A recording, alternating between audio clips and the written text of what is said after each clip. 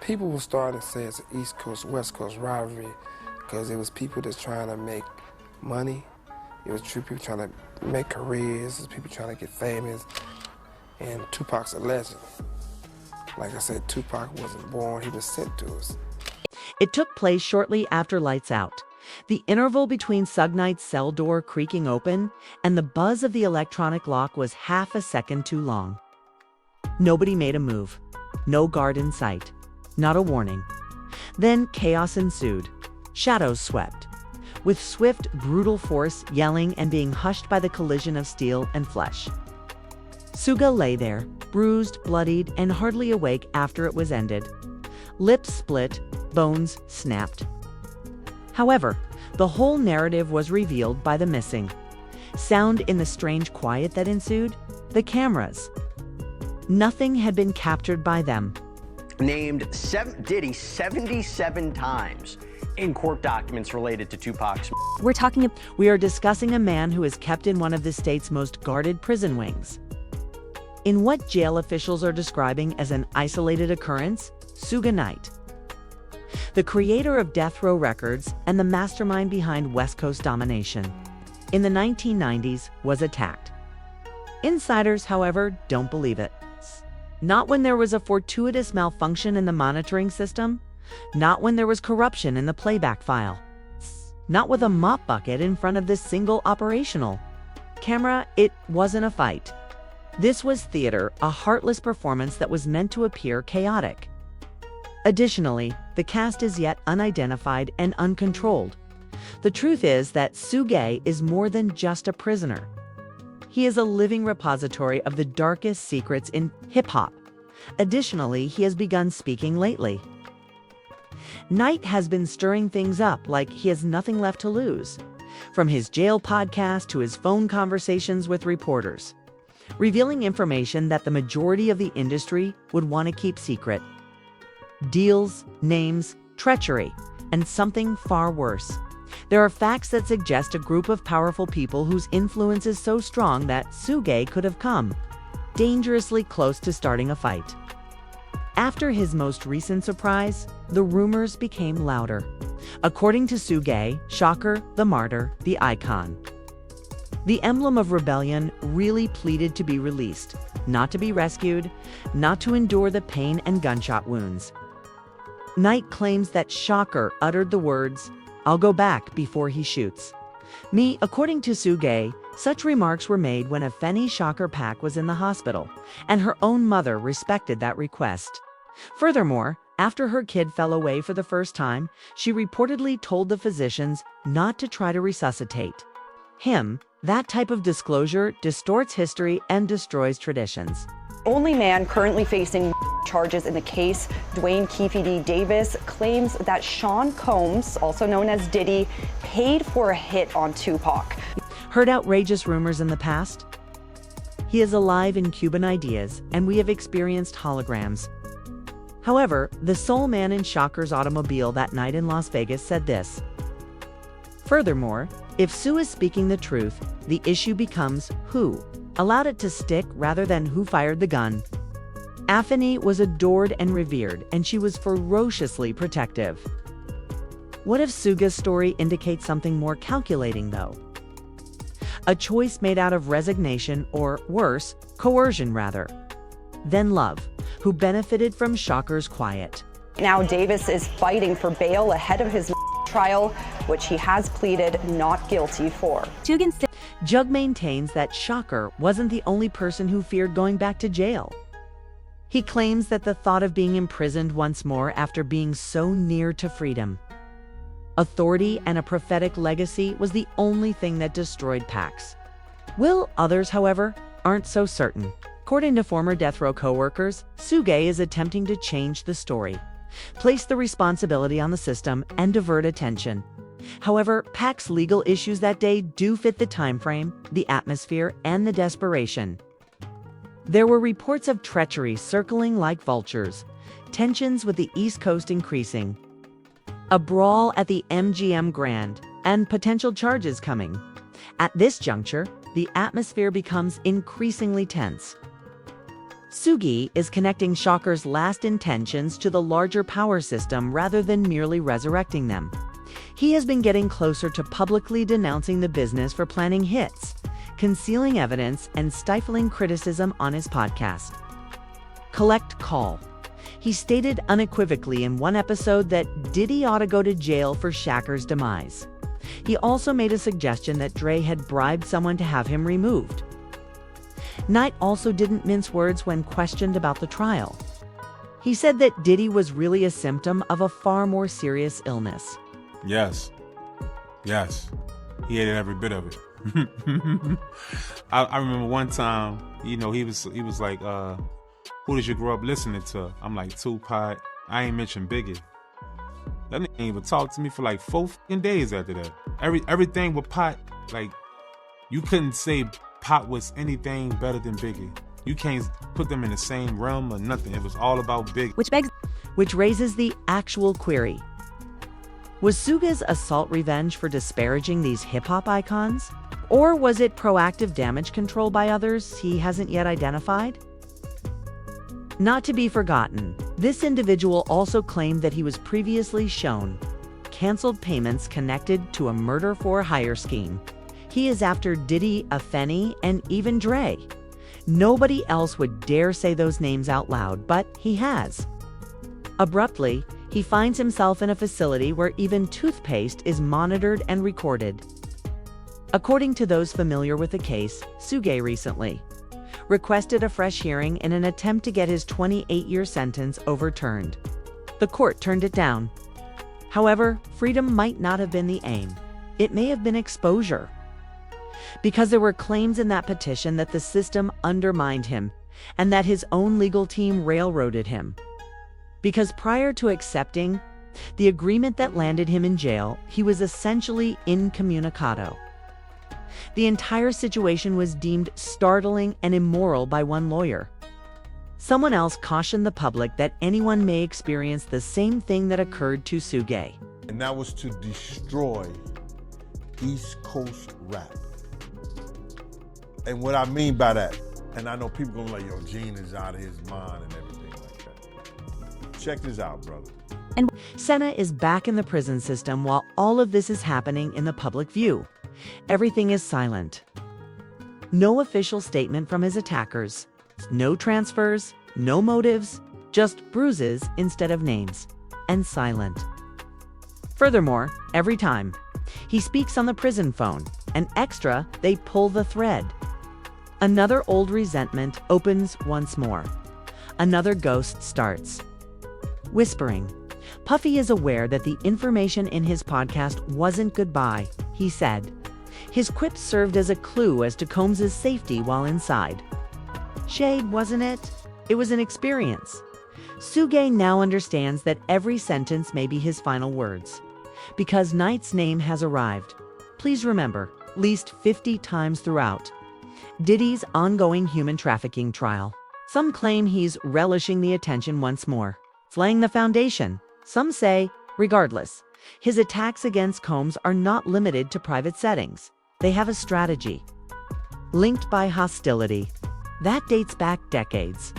From the East, there are murmurs of NDAs and questionable boardroom transactions between the West and the Coast. Instead of depicting Diddy as the only villain, he argues that he is but one impacted piece of a corrupt system. They did not want East Coast rappers to get big. They were suppressing all new artists that was coming out of New York.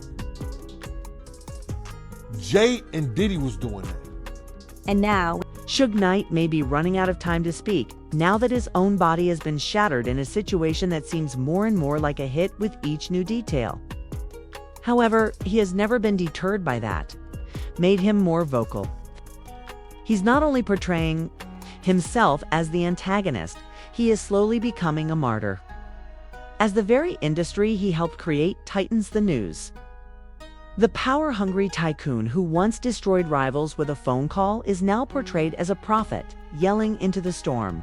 Because him and Diddy was giving that deal, we gotta keep these East Coast rappers down. Because down south rappers, Cash Money, No Limit, Ludacris and them, they was taking little money and bringing back more money and making more money for them. But why? What caused the escalation? The Shocker files could be reopened. Is it possible that KEF will still reveal names during his impending trial? Or are we seeing a last act? Before the curtain falls, a single guy spills everything. Who planned the attack on Suge Knight is unknown to us. However, we are aware of this. It left no trace, was effective, and was clean. Additionally, that is containment rather than retaliation in the cold mathematics of power. The Tamsburgers incident comes next, what some people now refer to as the homicide burger setup. Even though Suge Knight is currently serving time for manslaughter, his account of what transpired in that Compton parking lot seems more like an ambush planned by those who stand to lose than a careless incident. Name names without hesitation. He says he was enticed there with the promise of seeing Dre, the man he previously assisted in making famous. Suge's sworn evidence states that Dre wanted to make amends after receiving a call from a mutual contact. A consensus to end the hostility that had been brewing for years due to legal disputes and threats. However, when Suge arrived, he discovered fists flying and a few minutes later, a guy still beneath his wheels. They was not scared of Suge Knight. They was terrified of Suge Knight. Suge maintains that he reacted to an ambush out of fear. Finally, the shocking revelation that Dre had reportedly paid someone to take him out possibly twice. Suge stated in his oath that he had been handed canceled checks connected to a purported killing for hire plot.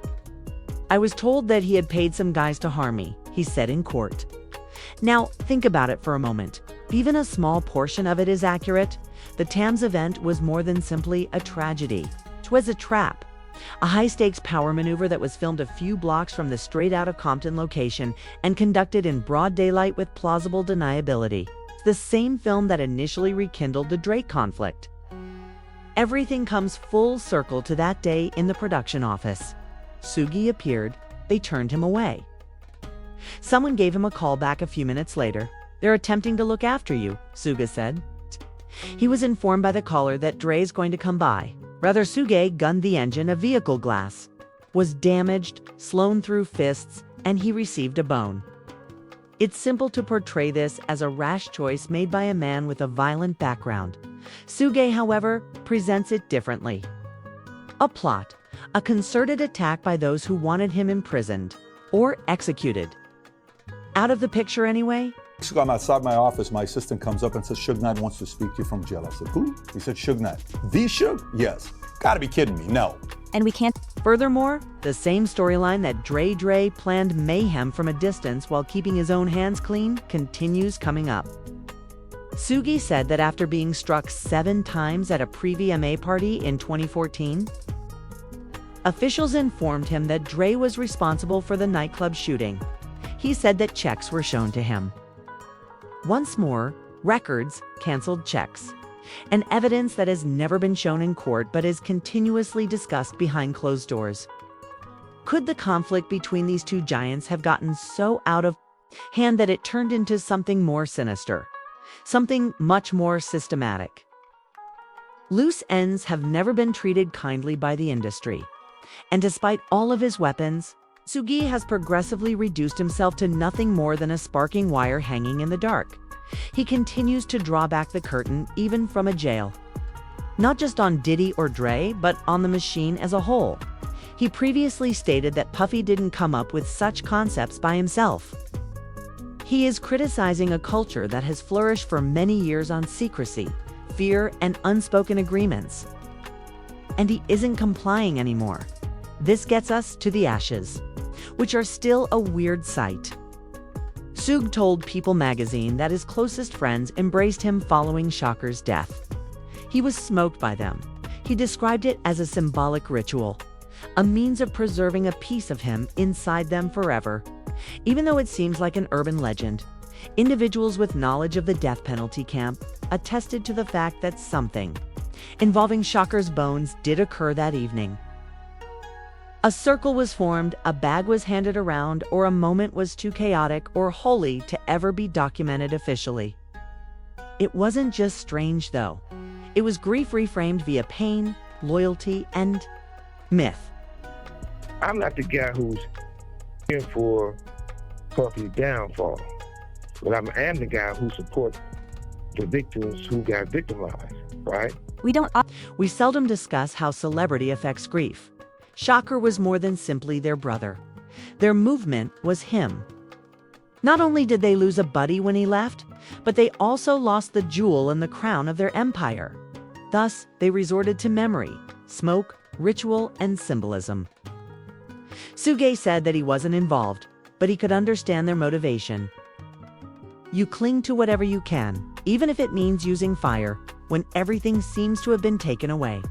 From your voice, your freedom, your tale. Suge's recent recounting of these tales is no accident. Not many years ago, not in the luxury of a biopic or biography, but now via guarded interviews and crackling phone lines from a jail cell, because the individuals he is referring to are still influential, active, and sitting in boardrooms, managing labels, and turning musicians into celebrities. There is more to the Diddy trial than the downfall of a single guy. It is a mirror. And Suge is using it to mirror everything he says he's seen and everything we shouldn't be aware of. Got it. So you're saying Diddy's an FBI informant, and he's been one for many years. How would they say? Nothing ever happens, but it's still, like I said, angel. Suge Knight's unsuccessful court appeal could hardly have come at a more telling moment. His last remaining hope, a petition of habeas corpus intended to contest the validity of his 28-year sentence, was shut down just as his voice was starting. To reach new listeners through his podcast and phone conversations, the court demolished it rather than merely rejecting it. The court characterized Knight's arguments as unfounded, his timing as dubious, and his allegations as dishonest. It appeared to be a straightforward procedural denial on paper. Many, however, perceived something more deliberate between the lines. The gradual, lawful suppression of a guy who refused to remain silent. Knight's lawyer said in court that his declining health, visual loss, and the harsh conditions of his detention had prevented him from filing sooner, but the judge rejected their argument. It noted that Knight had previously submitted other motions, indicating that he was familiar enough with the procedure to take prompt action. That seemed reasonable to some. Others see it as a justification for excluding the one guy whose disclosures were beginning to pierce the shiny exterior of hip-hop's heyday. A guy ensnared in the web of bureaucracy. His opponents moved in quietly, as his voice was limited to 15-minute phone conversations. All due respect to Puffy, you gotta realize one thing. He didn't start off like that.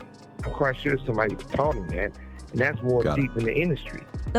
Suge's family members argue that the system never gave him a fair shot.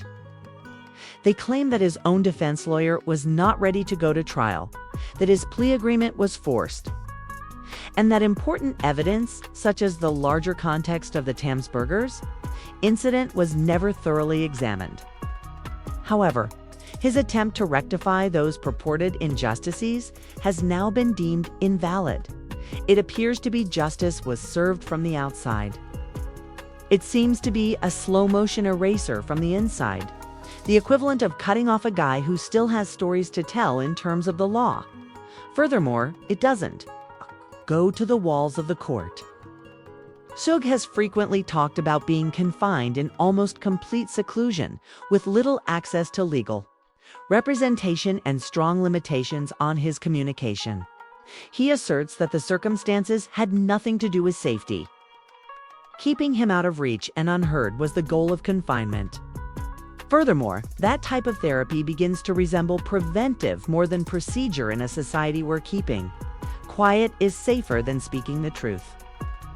The net appeared to get closer the harder he attempted to resist his sentencing. No alternatives, no appeals. Furthermore, there was no true protection, as the most recent incident demonstrated. If you add all that type of stuff up, and you'll see how the industry been built on the secret rooms. This appeal's failure was more than simply a legal setback. It served as a reminder that although Suge Knight is no longer in the spotlight, he is still very much in control. Legally confined, physically imprisoned, and surrounded by threats, some overt, others hidden in the very system that is supposed to provide justice. The court's decision to not even consider his case adds a sinister new chapter to the story. As his assertions continued to veer more into the forbidden zone, one in which a convict who knows too much is treated more like an annoying relic that the system would prefer to ignore than recognize. And that's precisely why the most recent assault feels so artificial. It's like a message to Suge and everyone else who might be considering unearthing the ancient bones. Those camera hiccups and the absence of witness identification are not careless. It's a tactic. It conveys a very obvious message. Even in places with locked doors and under surveillance, we can contact anybody, wherever, even when the entire world is watching. That boy life is dangerous. His life isn't, he's just not dangerous with the shit they said he was doing, but he's in danger. He knows too much. But here's the twist, though. Suge doesn't stop talking. He's not going to back down. He's going all out, if nothing else. He makes more hints about it in his interviews and podcasts. He recalls every murmur that reverberates across the walls.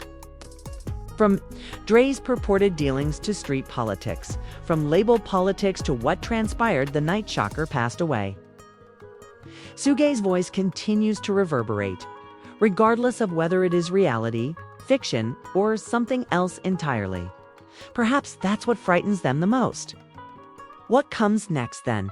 How many more names does Suge have ingrained in her mind? How many mysteries are still hidden? Above all, how far will the ruling class go to silence the final guy who understands the true rules of the game? Please share your beliefs with us. Is Suge only making up stories to be relevant? Or is the reality now beginning to seep through the gaps in the gleaming hip-hop empire? Please share your opinions in the comments section below. Be cautious, be inquisitive, and keep in mind that not all spirits wear chains. Some just take up the